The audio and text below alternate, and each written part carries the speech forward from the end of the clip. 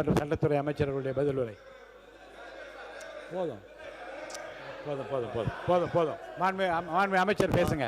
சரி, பதிலுரை பதிலுரை மாண்புமிகு போதும். இன்றைக்கு இது போதும். இல்லை, இன்றைக்கு இது போதும். போதும்.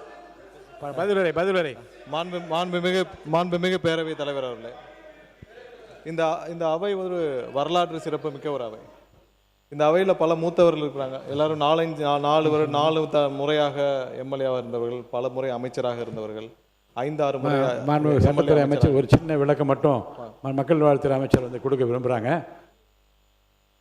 மாண்புமிகு பேரவைத் தலைவர் அவர்களே, மாண்புமிகு ஆலங்குளம் சட்டமன்ற உறுப்பினர் இந்த தங்க மோதிரம் தமிழ்நாடு மெடிக்கல் சப்ளைஸ் கார்ப்பரேஷன் மூலமாக வழங்க முடியுமா, அதற்கான அதிகாரம் இருக்கிறதா என்பதை கேட்டார்கள். நான் இப்பொழுது இந்த கம்பெனியோட மெமரண்டம் அண்ட் ஆர்டிகல்ஸ் ஆஃப் அசோசியேஷனை நான் படித்து பார்த்தேன். அந்த தங்க மோதிரம் மருந்தா ஒரு மெடிக்கல் எக்யூப்மெண்ட்டானு கேட்டிருக்கீங்க. அது ரெண்டுத்துலேயும் வரல. அது எப்படி வாங்க முடியும்னு கேட்டீங்க. இதுக்கு முன்னாடி உங்களுடைய கவனத்திற்காக சென்ற திமுக மற்றும் அதிமுக ஆட்சி காலத்தில் டிஎன்எம்எஸ்சி மூலமாக தான் அந்த பெட்டகமும் நியூபார்ன் கிட்டுக்கும் பெட்டகமும் வாங்கியிருக்கோம். அதெல்லாம் மருந்தும் கிடையாது, எக்யூப்மெண்ட்டும் கிடையாது.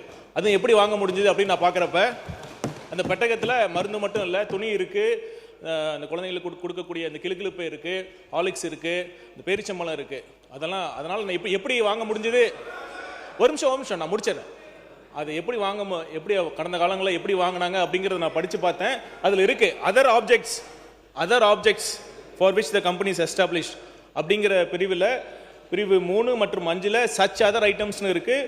Plus to deal with other various organic inorganic காம்பவுண்ட்ஸ்னு இருக்குது. அந்த முறையில் தான் அவங்க வாங்கியிருக்காங்க, கடந்த கால ஆட்சியில் வாங்கியிருக்காங்க.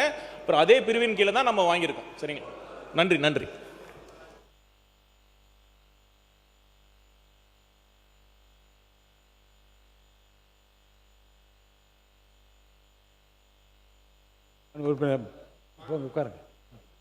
பேரவைத் தலைவர் அவர்களே, மாண்பு அமைச்சர் அவர்கள் அந்த பெட்டகத்தை பற்றி தெரிவித்திருக்கின்றார்.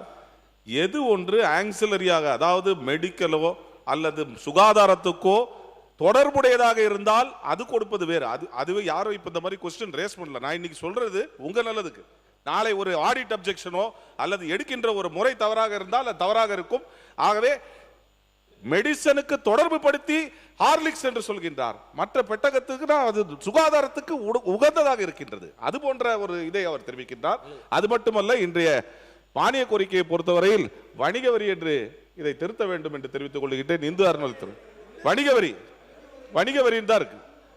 ஆகவே சென்ற ஆண்டினுடைய மானிய கோரிக்கை அறநிலையத்துறையில் மீண்டும் அது கொடுக்கப்பட்டிருக்கு. பேரவைத் தலைவர் அவர்களே, இது ஆன்சிலரி அப்படிங்கிறத சொன்னார். அந்த குழந்தைகளுக்கு கொடுக்கக்கூடிய அந்த இது டாய்ஸும் இருக்குது, அந்த பொம்மைகளும் இருக்குது. அது பார்த்தீங்கன்னா அதனால் இதுவும் அந்த பார்த்தீங்கன்னா நேரடியாக அந்த பிரசவங்கள் அரசு மருத்துவமனைக்கு வரக்கூடிய வகையில் தான் இருக்கிறதுனால இதுவும் கண்டிப்பாக ஆன்சிலரி தான். இது கண்டிப்பாக சட்ட வல்லுநர்கள் கலந்து பேசி அனைத்து துறை சார்ந்த அலுவலர்களும் பேசிட்டு அதுக்கப்புறம் தான் முடிவு எடுத்தோம். கண்டிப்பாக இந்த திட்டம் சிறப்பாக செயல்படுத்தப்படும் என்பதை தெரிவித்துள்ளேன். உறுப்பினர்களுக்கு பிசினஸ் ரூல்லே ஏற்கனவே இந்த பெயர் மாற்றம் செய்யப்பட்டு வணிக வரி பதிவு மற்றும் அறநிலையத்துறை என்று தான் அந்த பிசினஸ் ரூல்லே மாற்றப்பட்டிருக்கு என்பதை உங்கள் கவனத்துக்கு நான் கொண்டு வருவேன். மாண்பு உறுப்பினர் டி. ராமச்சந்திரன், என்ன சொல்ல வரீங்க? பேரவைத் தலைவர் அவர்களே, கிருஷ்ணகிரி மாவட்டம் ஓசூர் ஒருங்கிணைந்த நீதிமன்றத்துக்கு இடமெல்லாம் தேர்வு செய்யப்பட்டு கடந்த கால ஆட்சியில் 70 கோடி ரூபாய் நிதியும் ஒதுக்கப்பட்டது.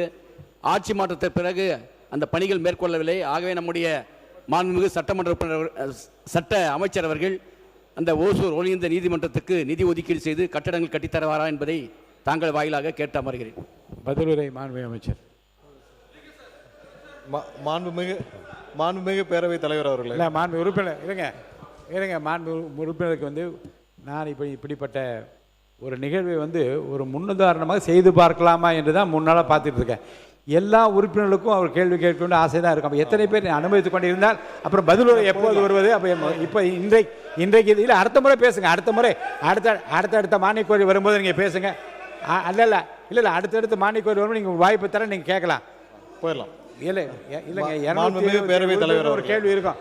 அனைத்து உறுப்பினருக்கும் ஒரு கேள்வி தொகுதியை பற்றி கேட்க முடியுமா என்று சில பேரை அனுமதித்தேன், சில பேரை இப்போது அனுமதிக்க முடியவில்லை. திங்கட்கிழமை வருகிற போது அனுமதிக்கிறேன். பிளே ஸ்டோர் மற்றும் ஆப் ஸ்டோரில் இருந்து பாலிமர் செயலியை QR கோடு மூலம் பதிவிறக்கம் செய்யுங்கள். செய்திகளை உடனுக்குடன் பெறுங்கள்.